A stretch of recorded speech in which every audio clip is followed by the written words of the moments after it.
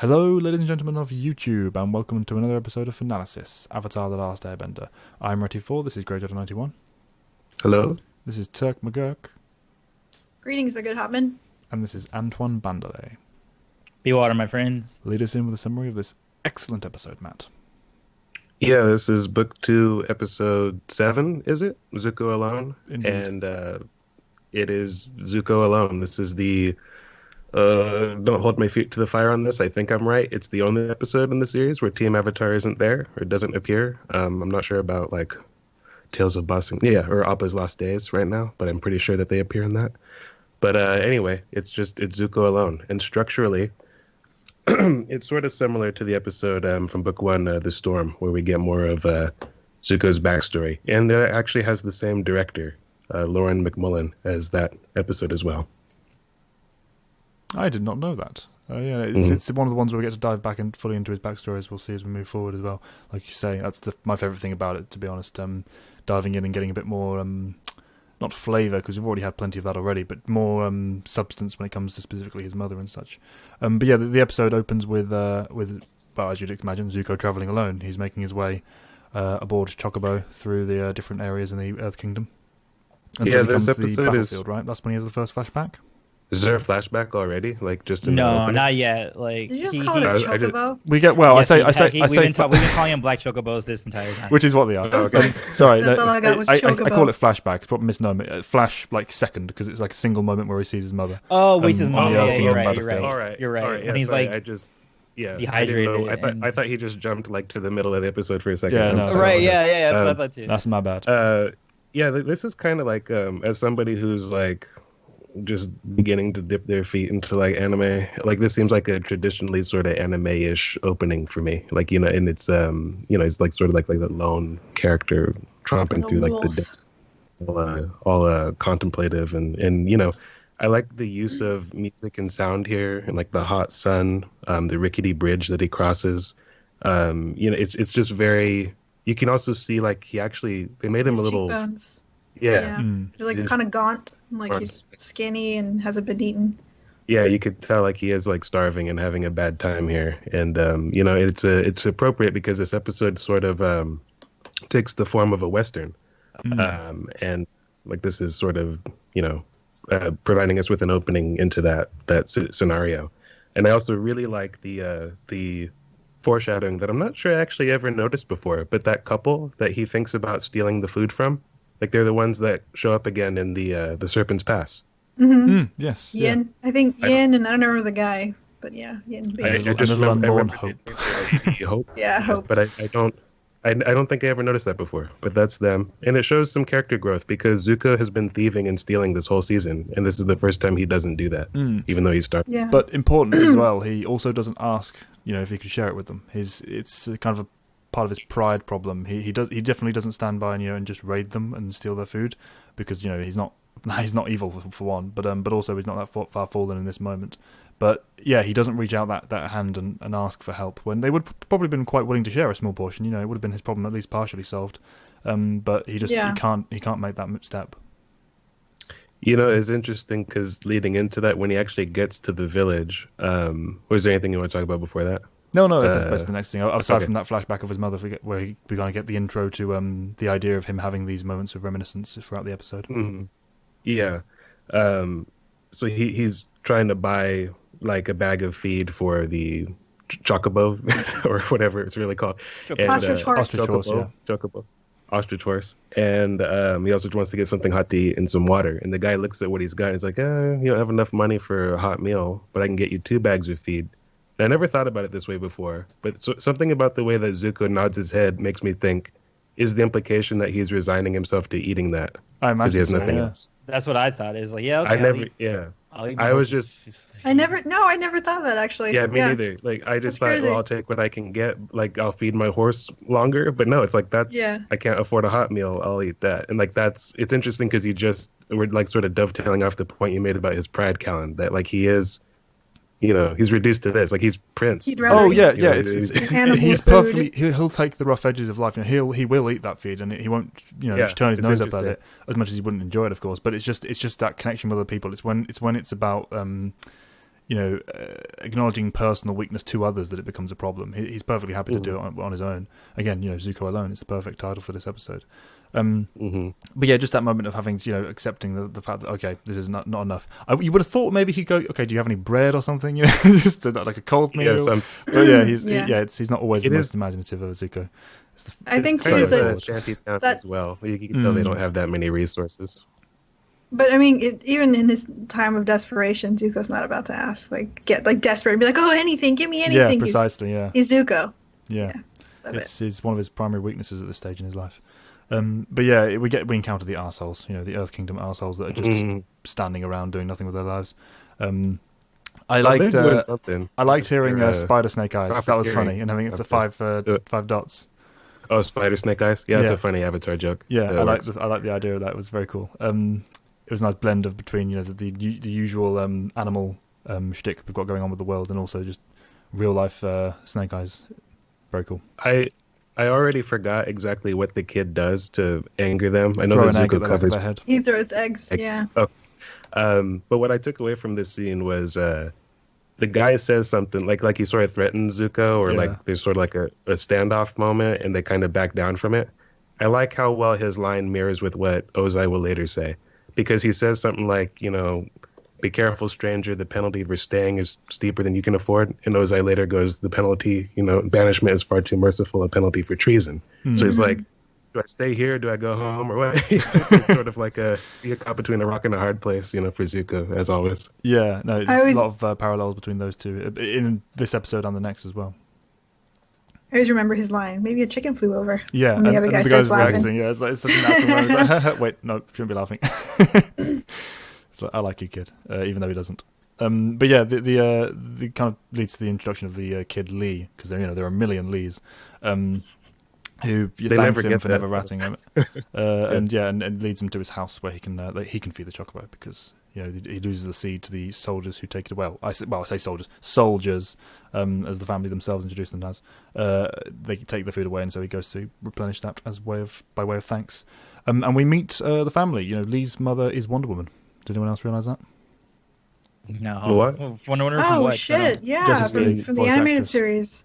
Yeah. Wait, what? From the animated series? Yeah, Justice League Unlimited and whatnot. The whole year. Susan Eisen something? I couldn't remember the name. I just knew it was one of them. Her voice is, that's so crazy. I'm usually pretty good at like, oh, that's so and so, but yeah, I didn't notice that. There's so many people in this show that you would not believe is in this show. It's crazy. Robin turns up all over the place from Teen Titans as well. Insane. He's every single character in this show. Yeah, he's always like a side character. Yeah, background person. Yeah. The one that sticks out is that one guy who gave Aang the message that he had no right to have back in Bato. But he was in Toph's episode as well. He was one of the kids. Yeah. But yeah, the mother kind of gently forces him to stay. She picks up on the whole, okay, pride is a problem here. Fine, we won't give it to you for free. You can help us you can help us repair the roof and work for your meal, which was nice. I like it never fully acknowledges that any more than the kind of subtle facial expression. There's a lot of that going on in this episode. Well, sort of mothers are a big theme in this episode, so it's important to establish that she has a character as well. Yeah, the contrast between the different lifestyles on every level, between the mothers and the families as a whole, and the civilians and the great big royal palace compared to the peasants and everything. So many well displayed parallels throughout. And I like that Zuko's not good at it. Like if you look at his work, he's using 8,000 nails for one panel. And it's like, oh yeah, the kid's a prince. Like most people, I think, kind of forget that because we see him as the hardened guy who's alone. So we always think he's that guy, but he's not. He grew up in a palace and doesn't really know how to do it. Like when we saw the foraging from earlier episodes with him and Iroh, these guys are city boys. They don't know how to do this kind of stuff. Or him working on something that's just as easy as a roof and not knowing how nails really work. That. It shows where his upbringing actually comes from. He says it in an earlier episode where he's like, I wasn't meant to be a fugitive. This is impossible. Right. He's so frustrated just by not being, treated like royalty. Yeah, and it's a small thing, but it's such a powerful kind of mistake for him as well, because not mistake, but he's struggling through this, trying to do it the best he can, and just the whole admittance of failure. It's like he doesn't want to face that.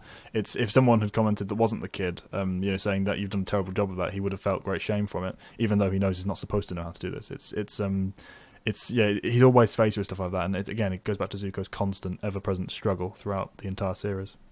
Mm-hmm. But the constant I like the timing on the pestering that you were about to mention, like with like him asking where you from, you don't sound like you're from around here, and like, he's ignoring him, and then he's like, hey, stop asking questions, and he's like, all right. So how'd you get that scar? Yeah, it's like, wow. You already know the answer to that one, so it's like that's a sensitive issue, which anyone should be able to tell. Like if somebody's like a big ass scar, like just maybe don't bring that up the first time you meet them. The father mentions that it's not polite to pry, but it was this point I noticed that the father is basically just spouting platitudes the entire episode. He's basically I am the wise simple man who delivers one-liners throughout. It's like if you're gonna parent a child and like be working out in the hot sun and building the shed, just like one of those tasks has to take a backseat, and now the parenting does.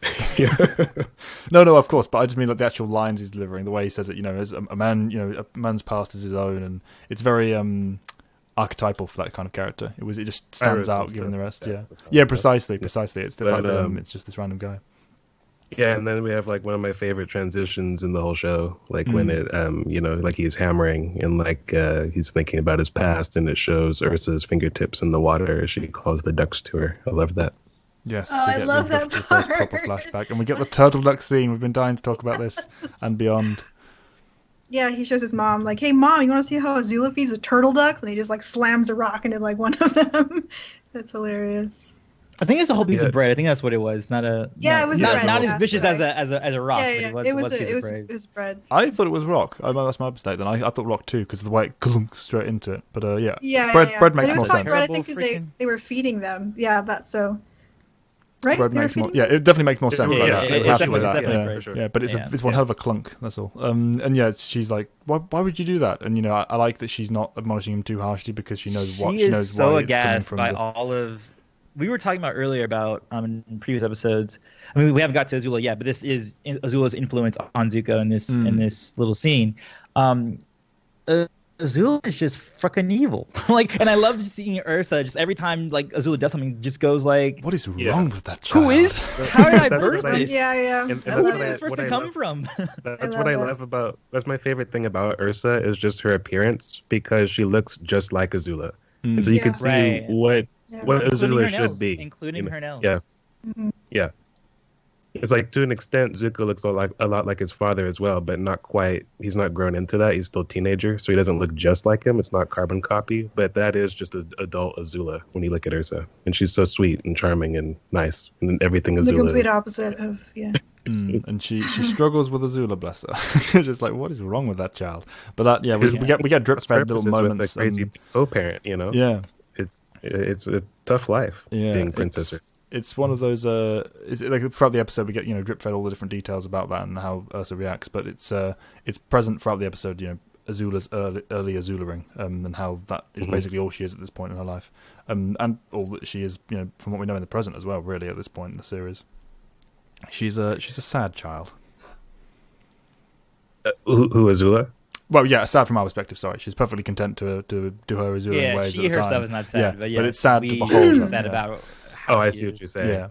She's a sick puppy. Yeah, but I mean, even her, that plays into much later. But even her, there's something human about her. Of course, in this episode there is even some, and I think that's a testament to like the writing of all the characters. Is even Azula, even there's something just a glimmer of humanity in her, and it's really cool.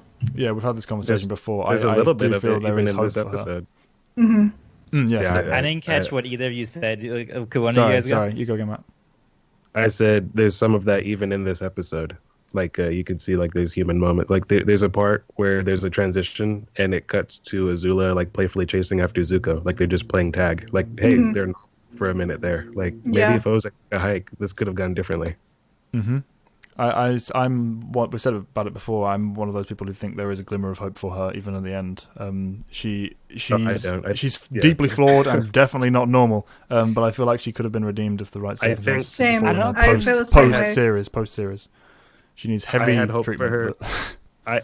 I would have had hope for her if she got help earlier in life. I think it's too late for her by the end of the series. That's my perspective. I don't think she could be redeemed by the end, but at the end I do feel sorry for her in a way that I didn't going through it. Because at the end when she's like crying and it's just a complete mess, I was more like, oh my god, like feel sorry that you've gotten to this place versus being like, oh man, I think I can totally turn you and make you. Oh no, she can't turn in that moment, but that moment of self-awareness and you get bits of it throughout the series. I think the fact that she is aware of who she is, even though she most of the time revels in it, the cracks that you do see forming on occasion, for me, give her hope. You just need the right person to come along and or even if it's just her to come along and fix it.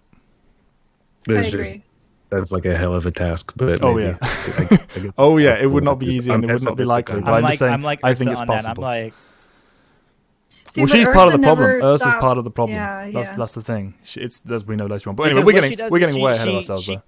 She kind of hides from. Well, I mean, there's parenting that she's doing in here, and every time Azula's doing something, she's not really directly talking about it. She's just kind of like, okay, like let me just walk this way with Zuko. So yes, you are right.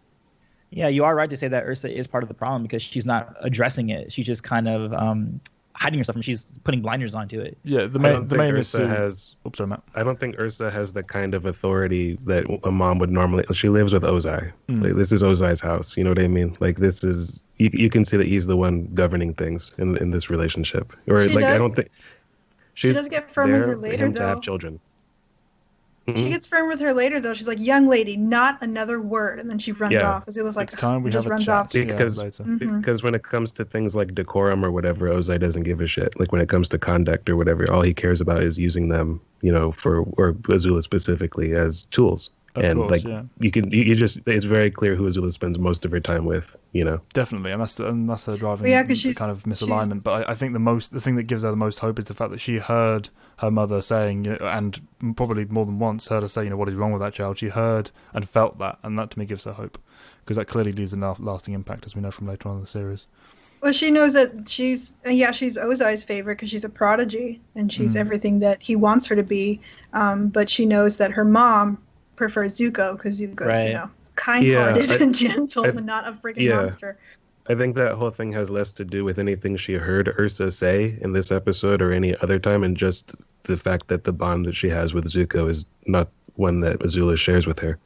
Like, that's just like a constant thing. No, of course, definitely. But that was just a defining example of how she would have felt that more firmly. I can imagine those kind of moments happening a lot more than we see on screen. It's just, and like I say, the general relationship, it's something that she's going to want, even if she doesn't herself admit it all the time, or even recognize it for the majority of her life. And Azula, she thrives on attention. Like, even when she's not getting it from her mother, when we see her introduced with younger versions of Mai and Ty Lee, it's like, she can't somersault as well and like pushes her friend over. You know what I mean? Yeah, like, that's so funny. She has to have the center attention at all times. Yeah, that's also early. That's early foreshadowing for what Azula does later, where she picks up on the skills of Mai and Ty Lee, but she's never quite as good as them in either field. But she picks up those skills, like throwing knives or using acrobatics and things like that. Her whole thing is perfection. I mean, when they first introduce her character, when it's like one hair out of place, it's like almost perfect, like almost isn't good enough. Like that's just like absolute psycho. That's the only reason she has her father's attention. So she gets it. She only gets that kind of attention through being perfect. If she was just as much of a failure as Zuko is, he wouldn't favor her. Definitely. He would just okay, I need to have a third one now from someone else. Like this didn't work out for me. Yeah, definitely. Or like get a new wife is what I would see him try to do. Yeah, he'd do was King Henry the Fourth? Which one was it? The one Henry the Eighth. Henry the Eighth, who had all those wives, but then it was his fault. As we learned from genetics later on, like how that works. But about having only women, or having girls, I should say. And we right, with like the chromosome. Yeah. Anyway, go ahead. And we've been jumping around in all of the backstory stuff as well, so we can include the flashbacks in one lump. But also mentioned and quite important, obviously, is the fact that we learn of Iroh's son dying in Ba Sing Se. Oh, what's his name? Lieutenant. Yeah, there's Lieutenant, and then there's Su Yang as well from Su Yang. I'm sorry? Senzu. Senzu is the other one, yeah. Senzu, who's totally not Senzu, and Lieutenant are the two children. Again, another parallel, perfectly tied into the background there. But we learn of Iroh's loss, and how that is changing both him as a character and also the political spectrum back home in the Fire Nation. Well, and even his letter before all of that, when he's talking about taking down Ba Sing Se, I like that he still has his Iroh humor that we've come to know, but it's just colored a bit differently because he's still like the fire general kind of thing going on right now, versus it being like the more nice old man shtick going on. Azula calls him in one of these flashbacks when he sends the gifts, I think, like the doll and the knife. She calls him his royal tea-loving kookiness. So he's always been Iroh, right? But he just wasn't as enlightened as he later becomes. You know, he's sort of, I think, sort of blasé about how the world is. Like, yeah, well, this is what we're doing. This is what the Fire Nation has been doing. He's not taking any active steps to prevent this or stop this. He's just sort of going through the motions. But there's all those kernels that are still the same Iroh we know and love. Right. And now, And we know that the kind of writer's way of explaining why he was this far gone in terms of attacking Ba Sing Se as well, specifically, is the fact that he had the vision. You know, he was being led by what he was thinking to be his spiritual journey. So even then, that was kind of his primary focus. It was misplaced in terms of why he was doing, why he was there. And what is that? What are you talking about? He had the spiritual belief that he would retake Ba Sing Se. He had a vision of it. But it wasn't what he was visioning was later on. When he was taking it back. Sozin's comment. Okay. That's why I don't remember it, because it's dialogue. It's not like an actual scene. Him explaining. Good point. I was trying to think, when did that happen? When did he have this vision? No, not a vision. And that's when Zuko gets his little dagger, right? Yes. Made in Earth Kingdom. No, that joke comes. No, not that one. Yeah, it comes later. Yeah, no, I know, but it'll be funny for him to flashback as well. Azula gets like a doll, which is it's so funny. That's so relatable for me, because when I was a kid, my brother would get the cool stuff, and I'd get like a doll or something. So her reaction to burning the doll is like, yeah, that was me. That's so relatable. Either detached uncle not really knowing his nieces and nephews, or he's just sliding her, because why not? He's probably. I mean, when you're away for war at years at a time, he probably doesn't know Azula that well. That's true too. But I mean, evidence keeps pointing to Iroh, not having the best relations with girls and women, or knowing how to interact with them. I'm just saying it's pretty consistent, so far. Yeah, that's pretty consistent. I'm not sure I buy that on that level. I think it's just a case that he's been so far, gone for so long. One thing. I don't know. I think it's an Iroh flaw. I think it's funny how the doll sort of resembles Toph's hairstyle. That's kind of funny. Yeah, I thought that was amusing. The way the kind of fashion is. I love that as well. The fashion doesn't change that much in the Earth Kingdom and Ba Sing Se. I like that about the Earth Kingdom. It shouldn't really. This is only like 7 or 8 years ago. I know, but even just the idea of the Earth Kingdom not being dramatically changing for the nature of the Earth Kingdom and how stubborn and rooted they are. And they're also closed off from the war for a while, so I would imagine that would slow progress. Ba Sing Se in there is no war in Ba Sing Se. What are you talking about? Yeah. Yeah, exactly. If we're ready to jump back to present day, that's cool with me, because I wanted to talk about the scene where the kid takes Zuko's swords in the night and is practicing with them, sort of abusing them, really, outside. And he comes out and shows them how to use it. And the reason I like that scene so much is because this isn't something I actually knew about the show until Antoine mentioned it was brought to light in the comics somewhere, that Zuko learned to use swords from Piandao. When he's explaining how to use them, he's not doing a Piandao impression, but he still sounds exactly like him. The way that he's explaining it, that line could just as easily be written for him. And I don't know if these are all happy accidents or if they plan all this shit out, really, but I just love how well, regardless of how it comes together, I love how well that stuff works in this world. I think when you write well enough, that stuff just kind of pops up, whether it's planned or not. I think as long as you're thinking about character motivations, backstories, that stuff is just natural to happen. If everything's a cohesive piece. And the fact that all the vision of the series is coming from two, main creators as well. It's bleeding out from them, and everything they've so well defined the world that eventually these accidental coincidences are going to be coming together regardless of different creation teams. They're just going to look at it and then of course it'll fall into place. Right. At the same time, though, I do think that this particular writing staff they had just was really amazing, because it's the same two creators in Korra, and as much as I love Korra, the writing is just not the same, because it's not the same head writer as far as I know for a fair portion of the series. It's just the same two creators. You know what I mean? Well, we get the instruction, obviously, that he's taught the kid how to use his swords, and they've had kind of small bonding moment, which helps set up the hammer blow of what's to come later in the episode. But we then get the Earth Kingdom complete arseholes moving on into the was stupid farm. To me. It's not horrible writing for me or anything, but this is you guys really just take douching to an art here. I'm going to ride to your house and tell you about how they might horribly kill like your son in war. Right. They don't get anything out of this. That's what I think is like they're just there. I guess they get satisfaction from being horrible, but basically, yeah. I don't know. It's just so base. It's a cartoonish level of bullying, is what is the problem. So it's technically possible, and not it's not really bad writing, but it's very basic. For I don't even mean it as a commentary on the writing at all. I think it's just this type of person.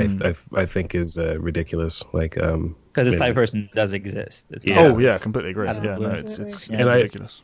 There's plenty of things like plenty of movies or episodes of television that have just had horrible people like this. Pretty much every episode of The Walking Dead, which not to say that's all great writing. Oh my goodness. But like it's just that idea like base human needs and desires or whatever, and people being horrible. Like I guess that's what it is. But I just hate these people. They're so horrible.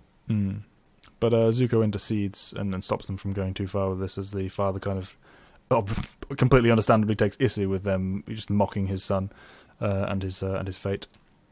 And we get sorry.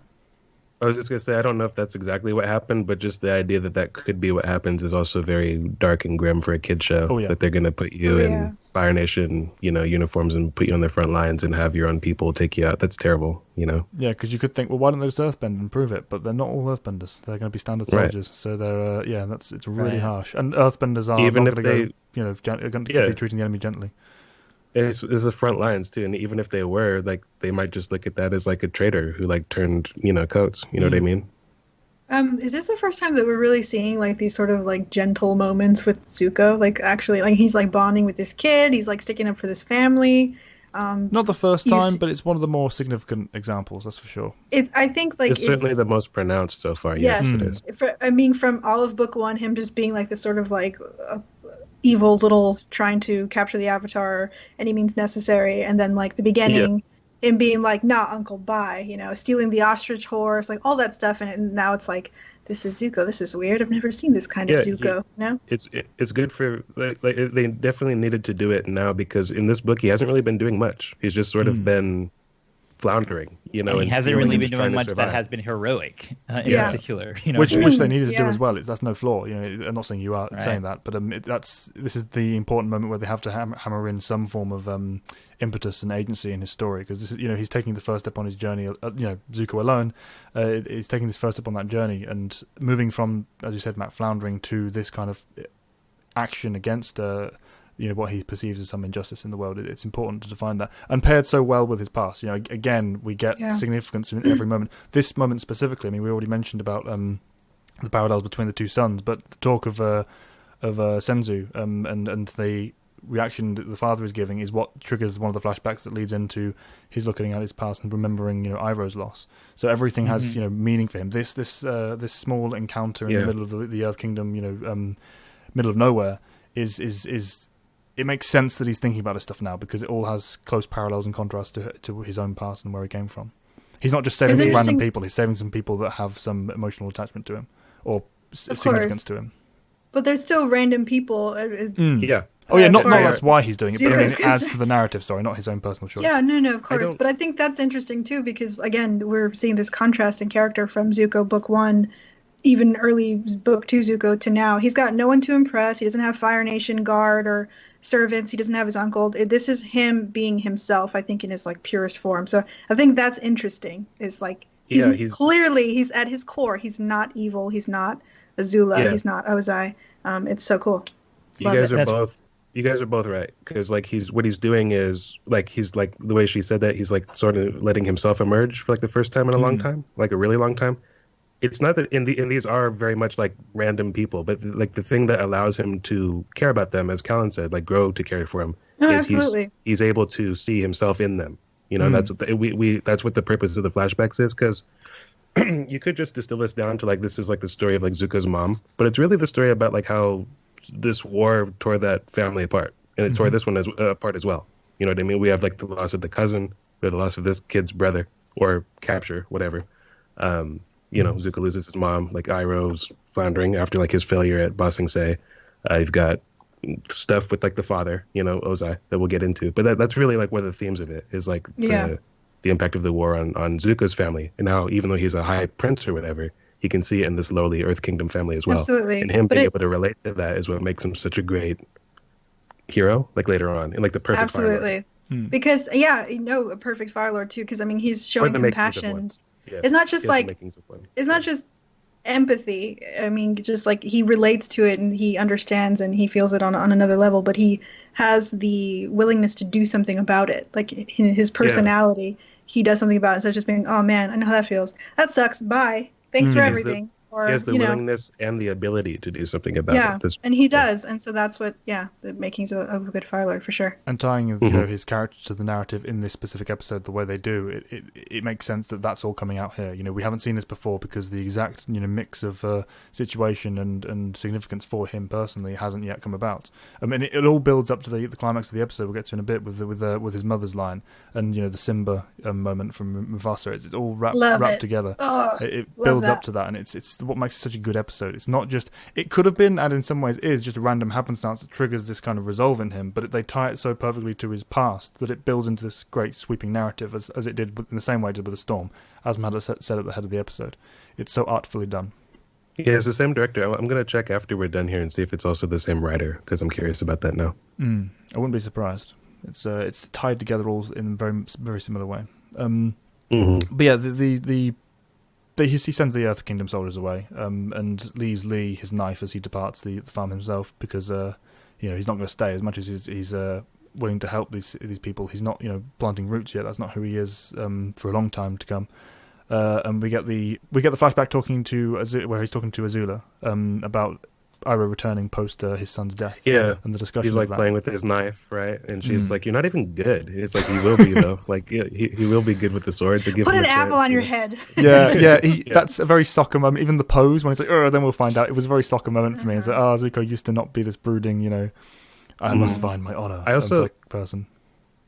I love how well Azula's character is tied into her physicality. The way that she gets up from that chair and walks towards him is very unchildlike. It's very rigid, and it's just interesting how much of her character you could get even if you were watching this on mute. I think that's really good art.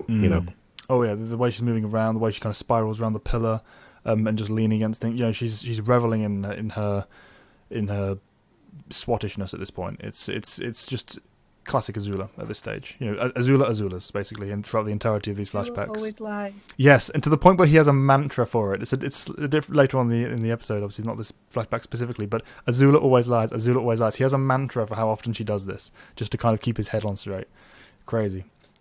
But yeah, they discussed Iroh, because Azula by this point has also mentioned that what would happen if Iroh wasn't the Fire Lord. She's already, before any thought of the Fire Lord even dying has taken place, is musing over the idea of what would happen if Dad was the Fire Lord instead. That's how kind of broken she is at this point. But that's hammered in again with the discussion of Iroh, because she's Cersei, man. She's like, she would thrive in King's Landing. She's already ready for that kind of a thing. She would indeed. But Zuko specifically in this scene mentions the whole he's probably just sad that his only son is dead and gone forever. Right. That was and the he has moment the actual empathy. He's like not thinking logically. Yeah, and Azula doesn't have that. It's so weird. It's almost like it reminds you of, like, I don't know, like someone who's a sociopath. And it's like if they're put in, but if they're put in like a loving, caring home, their odds of becoming a decent, well-adjusted individual is a lot higher than being put with someone equally as crazy. You know what I mean? Ozai. Like Ozai. Exactly. So that, to me, is just like a really deadly combination. Poor Azula sort of never had a chance. That's the way I look at it. I pity her because she never had a chance. I don't really think she has so much of a chance after this, but hopefully I'm wrong about that. But still, I do pity her. I do pity her. The optimist. But yeah, I guess so. We're realists. That's the line.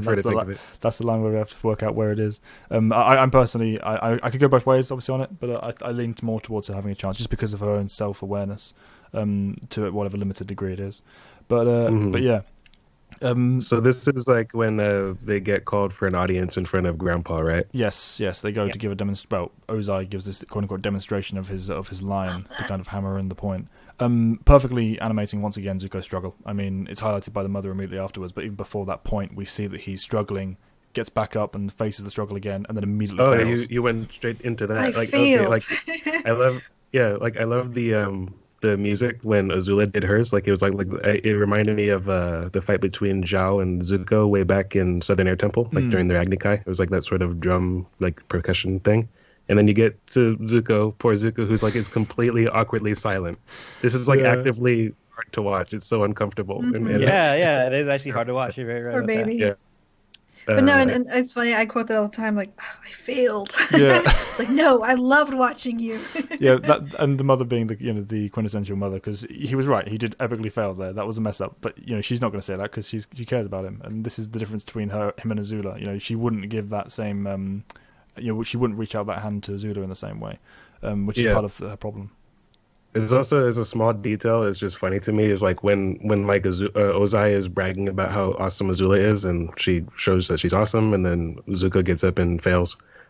His mouth goes like that. Yep. Like it stays like that even in the wide shot later on. But like when you could see them both parents watching him fail, and he's still like. Yep. This is not helping my point, Zuko.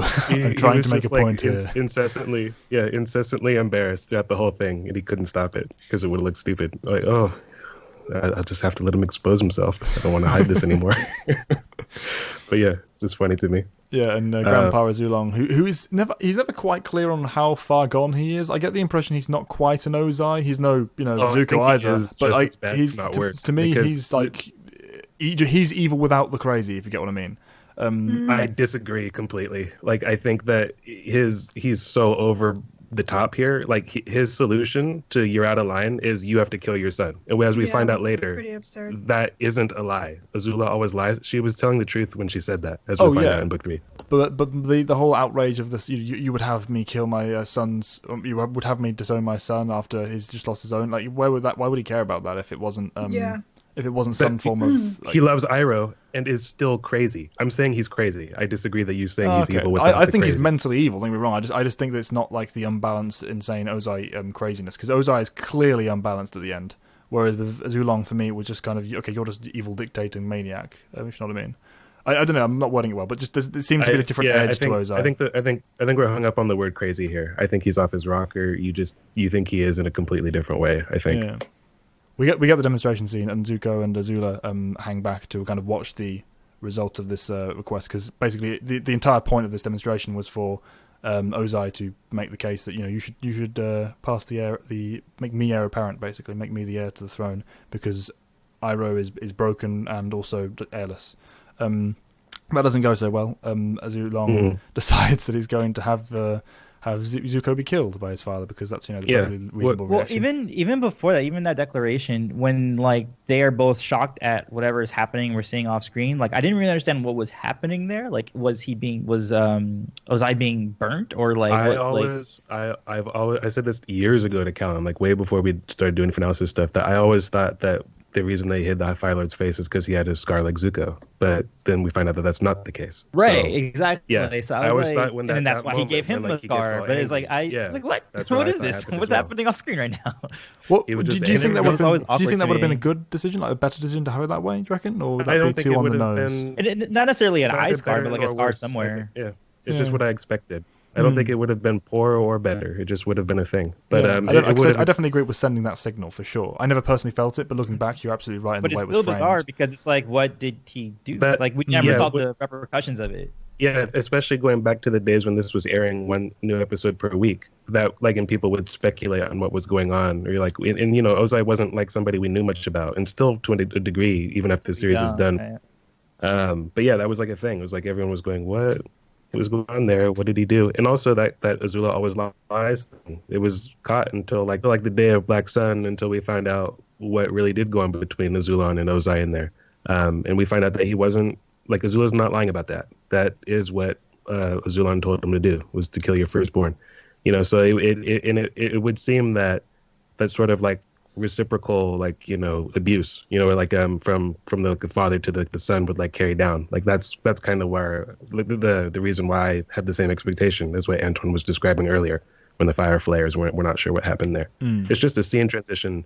I guess in the script, Zuko has to have a reason not to stick around, so he also knows what happens. So that's their way of getting him out of there, because he got scared and left. But like really, that's just there for us to have that mystery. of what was really said there for a while. And it could be that Azula just like made the flames go higher, just to be intimidating, and then spoke afterwards. Yeah. That's what I feel like must have happened in retrospect. Yeah. But you're right in how it was framed, because it definitely gives the impression something more is happening there, and it's effective. It's good to have that mystery, no matter how much the payoff doesn't quite sync up to what we did expect from it. And in a way, like I'm looking forward to when we do actually cover the comics, because I don't remember this stuff too well, like the flashbacks of how like Ozai and Ursa met. I don't understand, because like Azula seemed to put more emphasis on Ozai's importance, like judging from that, like the implication is that he wanted like an heir who was related to him and like a past avatar, because she's Roku's granddaughter. Mm-hmm. Yes. So, but here he's like, I don't have time for you, Ozai. Like, get out of my office. So it seems like a little bit weird. So I think it might have been. It would have made a little bit more sense. Yeah, it would have made a little bit more sense to me if in this particular. I don't really think it's a flaw as is. I should stress that I'm fine with the episode the way it is. I love this dynamic, but in retrospect, like the whole thing might have made, like with the comics tied in, it might have been more fitting had during this conversation, if it had been Azula calling Ozai out, like, if your brother's dead and you have children, when I'm gone, the throne will stay in the family. Are you just concerned that you're gonna get swapped? You're passed over, and like Zuko or Azula will get it. Like, is this about you or like the good of the throne? And that would have made it a little bit more. It would have been clear that like what's driving Ozai here is ambition and not really these concerns that he's pretending to have for the family. Yeah, I completely agree. It would have worked better on a dramatic level if nothing else, because it would have been not subtle, but more refined in that kind of flavour. No, it wouldn't have been subtle. I agree. Yeah, but I completely get what you mean. It would have had, and it wouldn't even have had more impact, because it's not like this is it's lacking, as you said. It's not like it's lacking as is, but I think there would have been a better kind of tying of the knot for this moment if that was the reason, and that was how it actually manifested. If the goal is to use Ozai as the means to like breed somebody who's going to be sired from both bloodlines, he doesn't care about Ozai's reign. He cares about the one after him. He cares about one of his children ascending. So that would have made more sense to me. But that's only something that occurred after reading that comic. It's a comic issue, not a show issue. Oh yeah, definitely, yeah. And Liu 10 as well makes the flaw in the plan anyway, because he would have had more issues with him being the heir apparent. That's to true. start with. Yeah, but it would have to be framed in a way that would only make sense post Liu 10's death. But either way, there are ways you can work with that, so it's a interesting idea. But we get the main thing of that is that like I said, Azula always lies, and she's kind of just flagrantly just throwing it in his face. Minor moment of animation flaw actually here. Azula turns her head, and the next frame she's turned her head again. So it's there was a little blip for like half a second. There's just little things like that, but I mean those are very. Those are just things that you sometimes you may or may not notice. They're not really flaws that don't normally matter, of course. And it's something that you notice when you go back, not when you're watching it live. Of course. Yeah, it's by no means like a solid criticism. It's just it's fun to point those out with Avatar because they are so rare. It's so on point most of the time. This is kind of like the only stuff I have to criticize about the episode is stuff like that. Like I love this episode, but what I really love here is the delivery of the line. When Zuko says Dad would never do that to me, and the mom is just passing through, your father would never do what to you? Yeah, because she knows not to underestimate what Ozai would or wouldn't do. Precisely. She's like, wait, what? I have to check on this. This merits discussion. Yeah, of course. And the fact that we know what that then leads to later in the night, I love that. Whatever you're drinking looks tasty. Yeah, it does. The very real kind Bananas, of fear, mangoes, and orange juice. Yeah, the very real fear and defined concern in her voice when she delivers that line, even though it's not supposed to necessarily be read as that. First time viewing, it still comes across. Yeah, it's very. I like effective. that Azula's like, I don't know. Why wouldn't she just? I mean, Zula always strikes me as like she just doesn't care. She just says whatever, and it's like. So I always thought that was funny. It's like, is she saying that because she doesn't want to tell her mom, or because she's like scared what her mom will say? It's like. Oh, she's definitely just playing up to the whole, oh, Mom, I'm innocent. Don't worry about me. It's. But I mean, I feel like she doesn't. Why she bothers at all? Exactly. Like why she bothers at all, and I feel like even if it's just like a small nuance, maybe she does care what her mom says or what her mom thinks of her. For me, it's the enjoyment of the game. For me, it's the enjoyment of the game. She likes manipulating, and she thinks she can with her mother, at least to an extent. Like nothing will happen if I play it safe and just wander off. Yeah. It's again, it's the whole Cersei kind of thing, like Antoine said. I think she plays the game better than Cersei, but it's same sort of brand of character. It's time for a talk. I would love to see what that talk was like. It's like she's walking up the corridor, right? How do I address this? Like, how the hell do I get my point across to Azula? Yeah. She's walking down the corridor. And it's not that she's not. I mean, obviously the girl's like cunning and intelligent since childhood. It's not. It's like, how do you appeal to her on an emotional how do you make her level see why what she's doing is wrong? Basically, that's the problem she's facing. It's not. I'm sure she cares. I'm sure she cares. I don't mean to say that she was a neglectful mother to Azula. I'm just saying that she is part of the problem for how Azula turns out, because whatever she needed to do, she didn't do it. Or for obvious reasons was absent to do it later on. So yeah, it's a difficult situation for both involved. But we open back up with Zuko lying on the grass, having left the village. Oh, that's right. Azula always lies, comes back out of it. Yeah. Azula always lies. And the mother, Wonder Woman, comes to appeal for his help. Well, just for that technical thing, I like that they only have him say it once instead of being the very comical. Yes. Because you have the little kid saying Azula always lies, Azula always lies, and then when we cut back to him, he says it just once. We don't have to get this repeat, which I find cheesy, and I'm glad they landed with just one. Yeah. Definitely. One, it makes for a better transition, but also, it's the fact that it's not then cheesy. He's just sort of... And it's way more impactful. Yeah, he's reminiscing and just saying it outright as like one callback. It's all we need. It's interesting because I wrote down that I was impressed by her vocal performance here, even though I didn't key into who the voice was. I really like the way she delivers the lines about like what happened. It's a very disorganized. She gets the point across, but she's like emotional and not like really making much sense. Like he pulled a knife. I don't know where he got a knife. Like it's like that's how moms talk. Like when something's wrong's going on. Like I really enjoy that. Really good acting and or directing. Yeah, completely agree. And the fact that it kind of lends to the idea of why Zuko would be willing to jump in and help as well. It's like, oh crap, that was me. It's like tried to be helpful. Tried to be helpful, and it went south again. Literally, which is again like why am I so bad at being good? And everything always blows up in his face. Like that ties into him caring when he doesn't have to, or when we wouldn't expect him to care. You know what I mean? Or looking at book one, Zuko, which is at this point all we really know of Zuko, to now it's like, and he's going to go do something about it. He's going to, one, acknowledge that he obviously is contributed to that problem, and then two, fix it, go out of his way to go and fix it. I, having just made that reference just a minute ago as well, with not the being good one, that's later on, but the whole it blew up in my face like everything always does. I just realized that these preceding episodes to that we'll get to later on are actually perfectly set to build that up as well. Yeah, like these specific moments, not just the whole of his past, which is already fitting for that, but just these two episodes. It feels like a tragic character with the worst luck. Yeah, so relatable. The first time he tries to strike out on his own and be alone is both instances in the episodes they blow up in his face. Yeah, I only just realized the immediate significance of that. Phil was on point in the writers' room. They were great.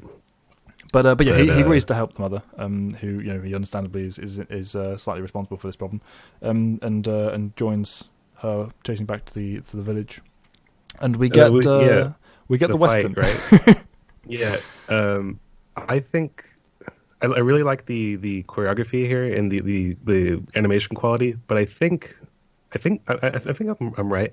The music was really good. Is this the Yu-Yan Archer theme? I think it is. Not sure.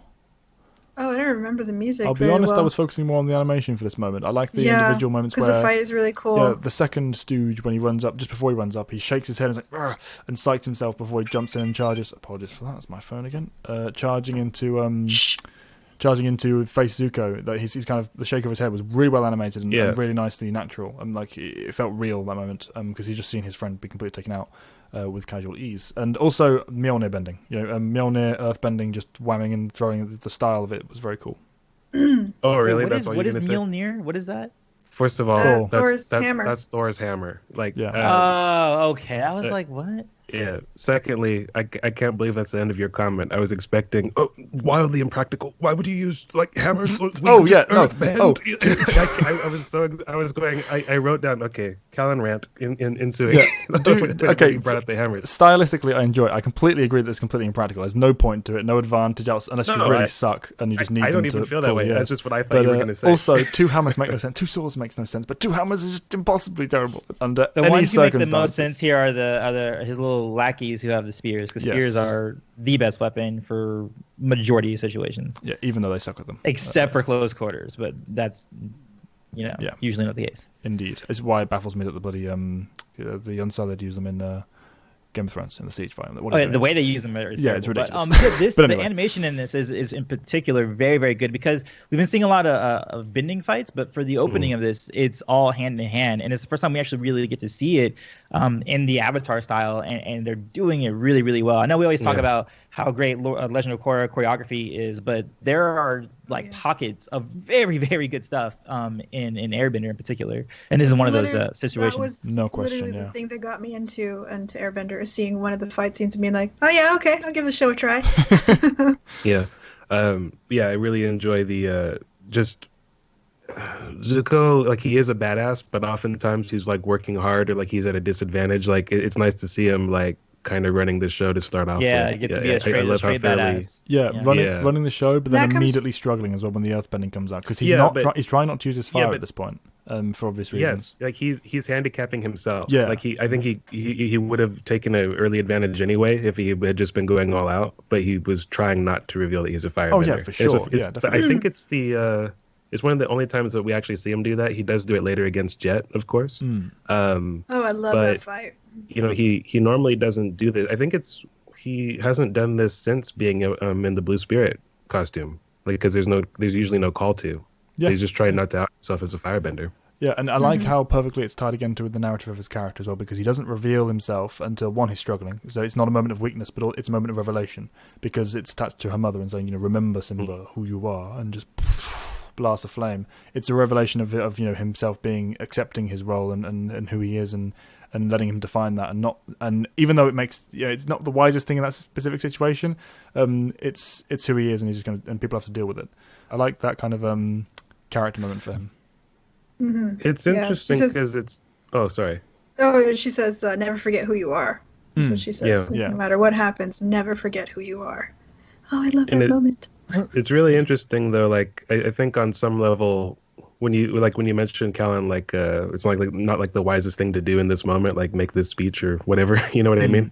But I think he's still coming to terms with, well, how much of my past is me? Like can I be me without holding on to all that? Or like am I tied to that title or that family or that father? Or you know what I mean? We see. Like this, just watching the episode without him saying these things, like the question pops up for us: how much of that do I want to take with me wherever I go? And at the same time, he owns it. He goes like, "It's mine," or "This is me. I'm the prince." In this moment, but does he really feel it, or like does he want to feel that? It's like you're left with all these questions by the end of the show, this particular episode, which is fitting because he's left with all of these questions. It's not answered for him yet. It's part of the struggle and part of his journey for these next few episodes. He's not a prisoner of his lineage, but at the and it's kind of the moment when he realizes that. But at the same time, he's not fully stepping away and departing from his past. It's got a long way to go. The question will pop up again, like as we like to often quote in like Lao Guy. I can't wait for that moment. I just want to discuss that moment. Every episode we've done so far, when we've talked about Zuko, I've been like, I want to get to that moment.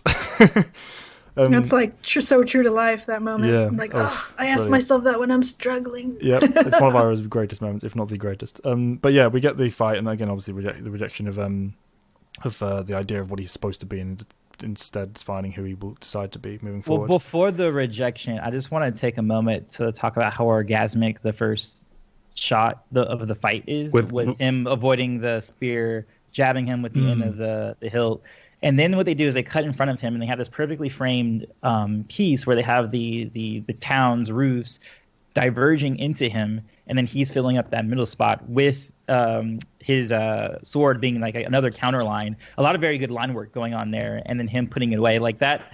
That is so artfully done, and it's so subtle, the kinds of techniques that are being used, but they're all working in concert together. That makes like a very it's like a second in the show, but it's just so well done. And like you were saying before about the Western stuff, they have like a very good color palette going on, and even the way they're framing him, they have like cowboy shots usually for him, and that's usually when they frame from the head to around where person's holsters would usually be. All of that is being done so brilliantly. I just had to give shout outs to that. To say nothing of the background Beautiful. As well, the setting, because it's very clearly setting that up on every level of the Western approach. Everything's working together.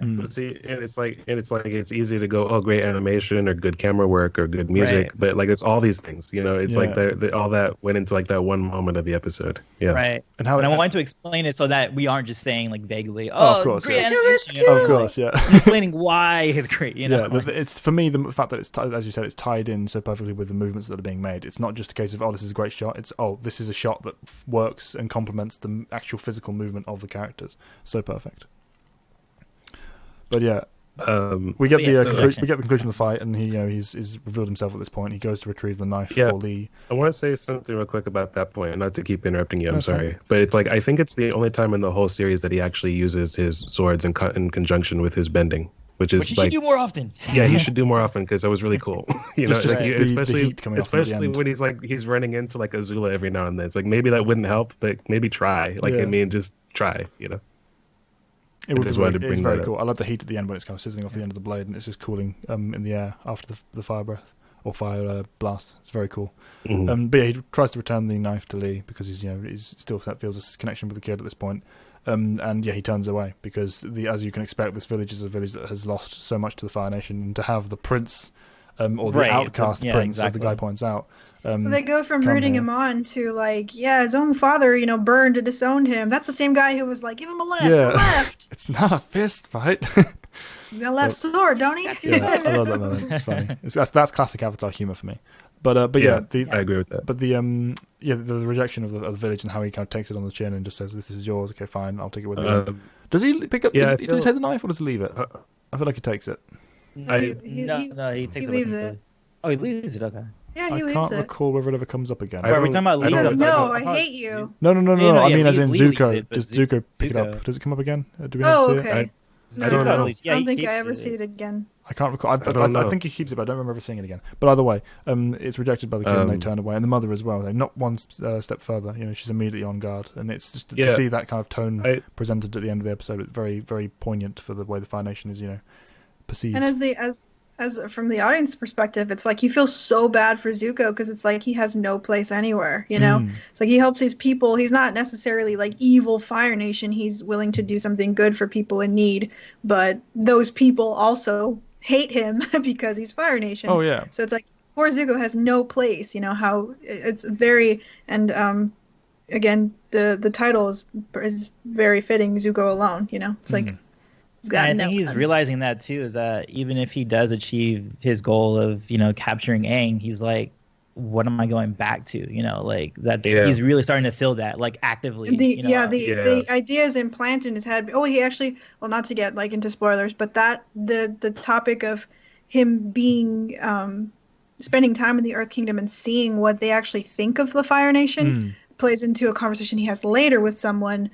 It's like, no, they hate us. Like, what's your deal? I don't know why you think he's starting to see the amazing lie at this point. And it's like on the one when I first and when I first heard the kid go, "I hate you," I thought that's a little like truncated and just sort of short, and maybe more of a moment could have been made of that. But at the same time, he is a kid. Kids aren't like introspective, and like they're not going to be like, "I'm not your friend anymore," waxing philosophic about this, But it's. I was going to praise something about it, but I can't remember what it was anymore. I just lost it. Oh my God. My train of thought. Were you going to praise the simplicity of it? That wasn't there's a moment after that I think you might be talking about, when he kind of turns away and he's like, there's a single moment of potential doubt when Zuko's walking out of the village. No, you're not really. No, that's not it. Oh, my apologies. It was like, it wasn't like an exact, it really wasn't connected to like the kid in that moment specifically. It was more like just the effect. Like it was something it built into. I don't know what I was going to say. I lost it. I'm sorry. Lost to the trails of time.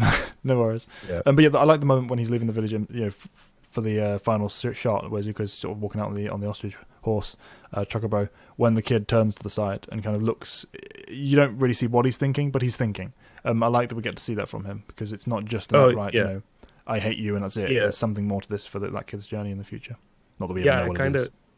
That's what I like. Is like I like that he doesn't really correct or argue with any. That's what I do like that he doesn't say, "Hey, you guys don't understand. Like my family had it tough too, and like I lost my kid." Because he's holding on to like his pain, like in not sharing it with these people. Like he's just letting them hate him, and he's just going, all right, they're wrong about some of this, but whatever. Again, I feel like Zuko in the first book probably would have argued with him, like, you guys don't understand and blah blah blah. He's always he's such a prideful character. He said they're wrong. Yeah, exactly. But he could, to justify obviously the way he feels and his upbringing. So I feel like that's a little piece of maturity, sort of transpiring things that are happening inside of him that maybe he's obviously very unaware of. So pride is the source of his shame. He's for these people right now, he's like the face of, this war. Like he's standing right there. He's the prince, like, of the Fire Nation. Like he's an easy, like, personal target for them. Like they can lay all this on him. But he can see himself in them and still go, everything you guys have lost, I've lost too, for the same reason. But he doesn't say that. He doesn't argue it, He's realizing it. He's starting to realize it. Like we were saying, he's waking up to what his nation, not even just his father, but what his nation is. That's a quick, when people argue, for example, so you can tell when someone's a little more mature than the other ones. Instead of just snapping back, having something to say, like, no, you're wrong. He's like, there's that self-reflection that's occurring. So that's really cool. Yeah. Love Zuko. Which I just really like pointing out so that it's understood that what we just talked about was what I was trying to lead into earlier when I completely had my brain fart. That's right. Anyways, the thing I like as well is the fact that both sides are right. Not even that far. I mean, the villagers, he can understand where they're coming from. Yeah, the villagers are wrong, but they're understandably wrong. They shouldn't be treating him this way, but it's completely understandable and completely natural that they are doing, which is the thing I like about it, because it's not like he's he's completely the victim or completely innocent in their eyes. Because he's not. He's, like, as you said, he's the perfect representation of everything they've grown to hate. But hating him is wrong. I love the message that's being sent there without it beating you over the head. And even his realizations of all of this, the fact that he's not narrating in his head, oh, I finally realized this, as he's wandering off into sunset. It's just being shown by the expressions in his face and the weight on his shoulders and where that would show up in anime. Oh, you already knew it. Oh, I love anime, but I'm not blind to its flaws. I was just about to say that. About to say that actually when I was like, "Hey, it's something you'd see in anime." Yeah, I'm not blind to their flaws. I love anime for entirely different reasons. But yeah, we didn't really cover it, but like there is like Azulan's funeral where we see that Ozai has been elevated. I always like that moment. Like I think it's a really good moment when it comes to, again, putting yourself in the shoes of like this show is currently airing and you only see one episode like every week. It's nice him questioning the father, like, where is she? And he doesn't answer, he doesn't turn, you don't know anything about that. Like that keeps a strong question in your mind for like wanting more. Like you want to keep him wanting more when it comes to like treating the audience that way. So that was and also Zuko's reaction to it. The fact that Zuko has such a painful reaction to just that simple, being ignored, is like, oh god, he gets the what it means and significance of it, because kids are extremely intelligent even at that age, or perceptive and of this kind of thing. Also, we didn't mention during the fight we get the flashback to the mother actually vanishing because she disappears. So that was something we didn't mention in the flashback. She disappears and Azula's about it. Because who's going to stop me now, Zuko? Who's going to make me, Mom? Yeah. And the knife comes up, of course, again. But so that's something worth mentioning that we missed. Apart from that, though, we get the close of the episode with Zuko chocoboing off into the sunset, right? Yeah, the one thing I wanted to say is a very quick note, but it's when he has like his speech, like, I'm Prince Zuko and I'm heir to the throne, blah blah blah. He goes, I'm like son of Fire Lord Ozai and Princess Ursa. She's not named until he says that. Like nowhere in the episode does someone say, "Oh, Princess Ursa, welcome to like the scene. We don't know who you are." I like that. Like for all intents and purposes, she is Zuko's mom. Like that's who she is to us. You know what I mean? Like that's his mom. She didn't have a name until the end of the episode. After we're done seeing her, basically. I like that style of storytelling. Very true. And I'm pretty sure that's one of the very few times we ever hear it full stop, not just in the introduction of it, because it's not very often mentioned again, if at all, as far as I can recall. Not in the show. So. Yeah. I think maybe like one other time. For sure, one other time. No more than 5, if any at all. That's for sure. But yeah, I like that, the fact that it's not, because she isn't Princess Ursa. She is Zuko's mother. That's what she is, both narratively and as a person, as far as she's concerned. And we are too. That was the one thing I wrote down that I kind of skipped over. But otherwise, I'm done. I love this episode. We can go ahead and close out now. Yes, it's definitely one of my favorites, and definitely one of the best, I think, as well. Which is not always the same thing. That's all I have to say on it, though. It's the storm of book 2. Yes, it is very much the storm in terms of style. Yeah, definitely. I had a friend watching. This particular friend who was just so picky about everything, and I had him watching some Airbender. But I think this is the episode that I recall him saying, like, okay, this isn't a kid's show. Like, this is not just a kid's show. This is what's the crazy, show. It's a family show. I was going to make the note about it. It's more relevant for the next episode, but then you get to the next episode and you see Aang talking. You're like, whoa. This is way different than what I was just experiencing for the last 28 minutes of this show, you know? And I feel like, well, I mean, I'll rant on and on about Korra, but I think that's the issue with Korra is that a lot of, like, the sort of the weight that this one has, it's balanced with, like, humor and things like that, where you get a lot of episodes in Korra that sort of, they want to have the same, like, weight, and then it's just more, and it's more, and it's more. You don't have that lightheartedness of, like, Team Avatar sort of breaking up the, you know, all the drama. I've said it before. Korra is as good and better in moments, but the overall tapestry is where it falls for me. For could have been the and way should have been it's better. put together. People forget that it should have been and could have been better. We'll have lots to talk about when we get to Korra. We'll get there eventually. Oh yeah. But yeah, that's the end of this episode. That's this episode. Yeah. No more closing thoughts. Oh yeah, we're a stupid sign off thing. No, sign off. I'm 94 and I still don't have an outro. I already did it. You didn't notice. Great Jedi 91, goodbye. Whoa, I didn't even realize. Antoine Vandelay, peace, love. Be water, my friends. Stirk McGurk, stay flamin'. Goodbye.